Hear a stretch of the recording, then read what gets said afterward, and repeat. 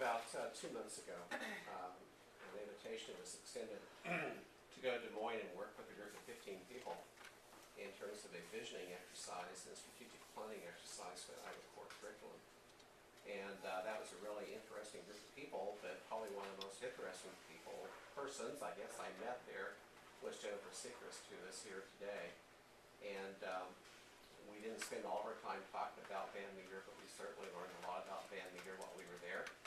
So one thing led to another, and if you become a friend of mine, you're going to be asked to do something. I can assure you of that. So the board had set some really strong goals for this year, and one of those happened to be a very strong interest in technology. And at least a couple of our board members went to the National Technology Conference, and there's been a lot of strong interest in one-to-one computing. So the more I heard Jen, the more I said our board could benefit from not only her, but some of her friends and levels of expertise that could join her to come out here. So Jim, welcome. Thank you for coming all the way from Van Meter. The weather is planned for you today. And if you want to go ahead and introduce your esteemed colleagues, we'll let you take off and go. Sure, I'll introduce them and let each of you talk a little bit about yourselves. But we have Sean Heyer, who's our reading language arts teacher in our secondary. Darren Derflinger is our secondary principal. And Shannon Miller is our teacher librarian in K-12. A little bit about our district just quickly, and then you can hear more from each of them. We're about 630 kids in Van Meter. We are one-to-one in grades 6 through 12. You're going to hear all sorts of different parts about our district and our vision and what we're trying to accomplish for our students, which I think is similar for what you want to accomplish. Just hearing little bits from you, what you want for your Red Oak students. Each of us kind of have a different part of what we do for our district. I'm the director of teaching and learning, so my responsibilities fall mostly with professional development. That's probably the big one. Some obviously curriculum work too, and you can talk about your roles too. I guess before we get into that though, we just want you to know that we're here to answer your questions. So we really want that to be the majority of our time. We can tell you about what we did in the rollout, what it looks like in our classrooms, but we're really hoping, at least at the time, and certainly informal throughout, is answering the questions that you have, because it's really about meeting your needs.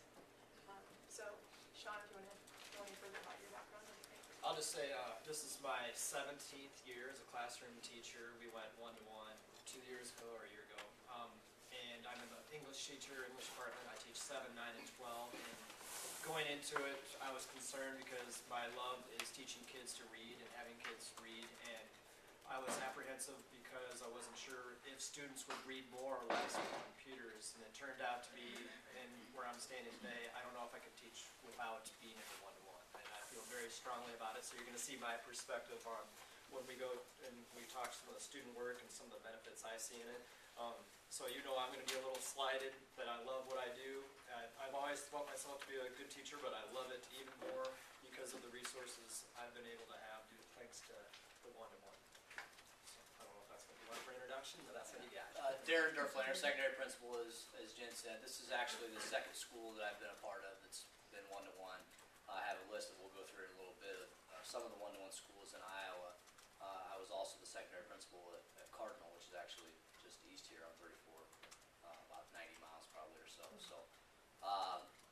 But basically what I see my role as principal is really trying to challenge our teachers to continue to, you listen to Sean, has been teaching for 17 years, really to improve their craft, to try to meet the needs of kids today. And my role is to get out all the obstacles that I can and provide some of the professional development and support that's needed.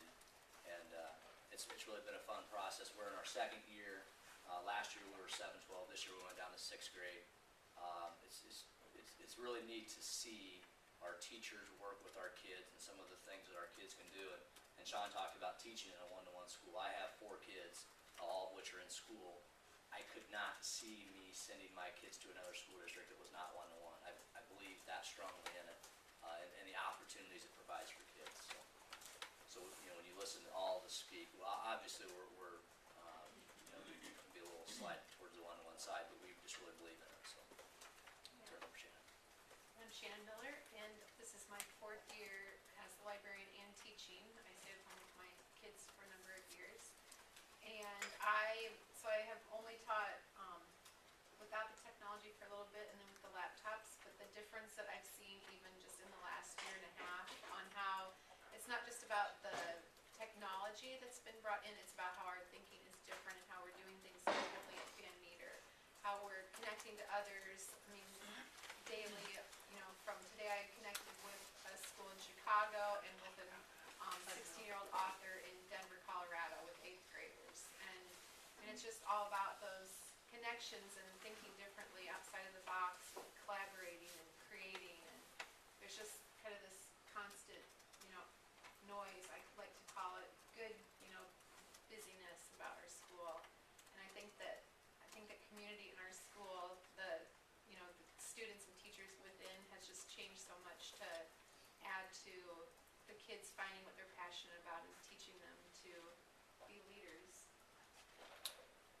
One of the things we get asked up front quite a bit is the X's and O's, the how did you pay for it, where does it come from? And I'm sure those are questions on your mind too. So we'll get right to that. There is one thing I would like to keep in the front of the conversation before we talk about that. And this is for our district, but I think it's important to note that our district's vision, empowering kids to find their passion, to think, lead, and serve, doesn't talk about technology. When we asked our staff to say, you're in an elevator with someone, you got from the ground floor to 8th floor, what are you going to say about Van Meter Schools? What's our vision?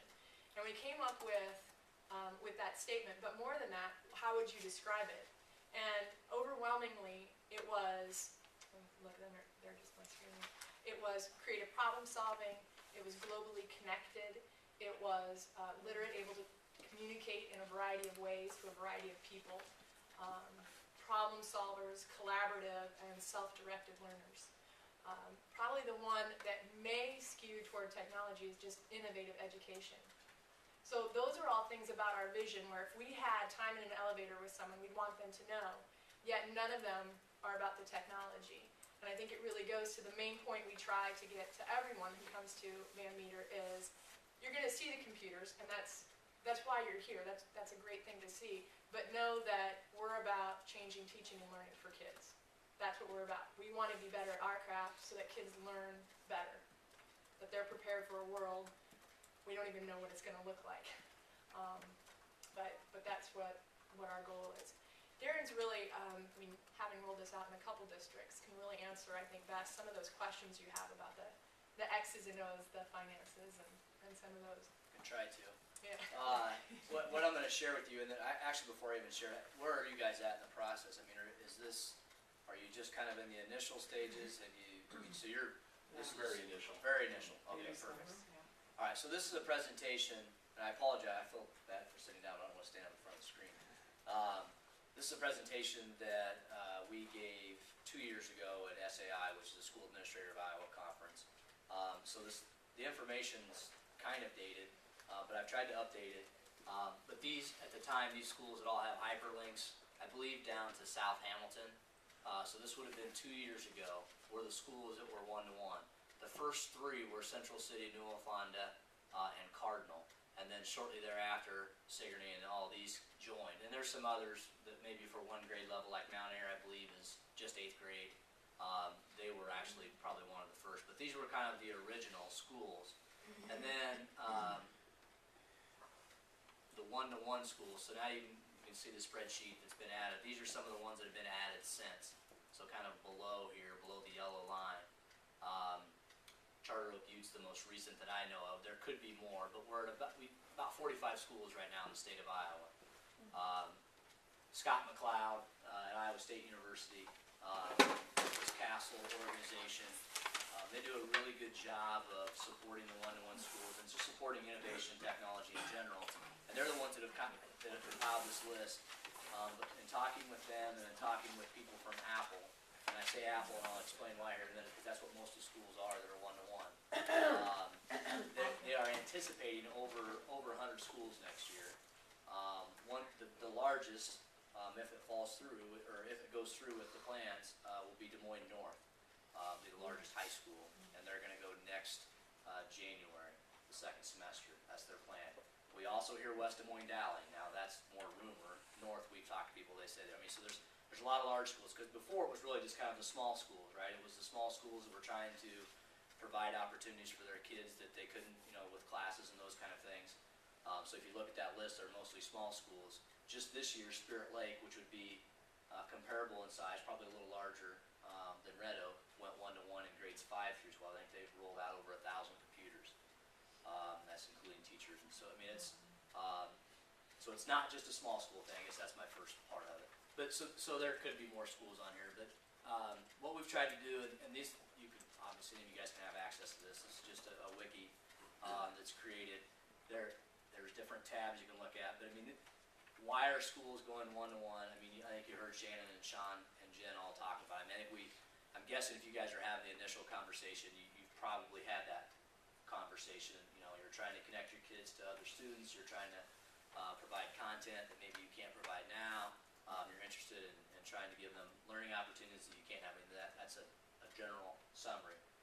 One that I like to use really is I think it levels the playing field for all students. I heard you talk about providing opportunities for low-income students. Well, I'm looking at your guys' technology through here, and you all have different things, and you're in a position where you can afford that. There's a lot of kids that can't. They don't have access. We're in a situation where most of our kids had some access, but now it's just different when you have your own machine, and the kids take a lot of ownership. So those are some of the lists, which you guys can look at that anytime. What it takes to make it work, there's some information, but this is what I would tell you. And Jen touched on this a little bit. You've got, and Shannon did too. You've got to be willing to take a risk, because as you take that risk, you're going to do something different than the norm. It's quickly becoming the norm. I mean, I think the comparison I make is it's like 5-on-5, 6-on-6 to 5-on-5 with girls basketball. I mean, it was one of those things where nobody believed there was going to be a change, and you talk to kids now that don't know what 6-on-6 basketball is. The same kind of thing is happening with the 1-to-1s. But with that, it's kind of echoing Shannon.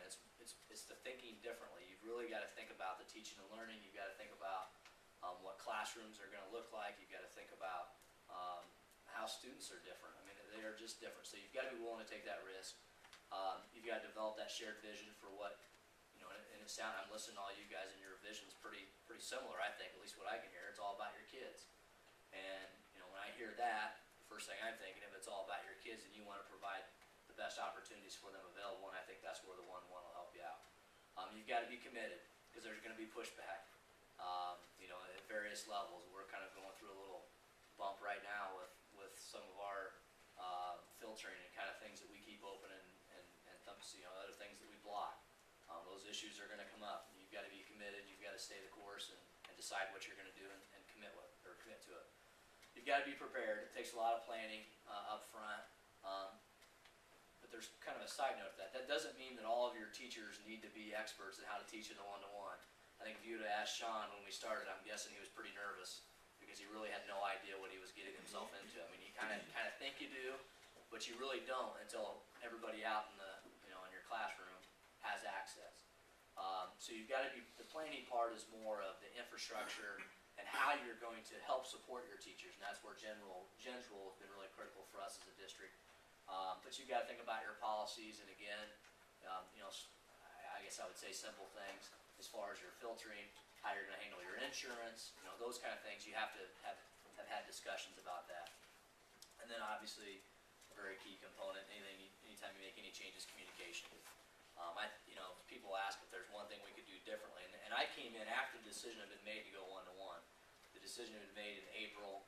I think in May they decided that they were going to go with Apple, and then I got hired. I actually got hired before that, but I actually started work in July, and one of the first times I met parents was like an open house. It was before the computers were running. There were tons of questions from a lot of different people that, to me, I felt those things should have already been hammered out a little bit.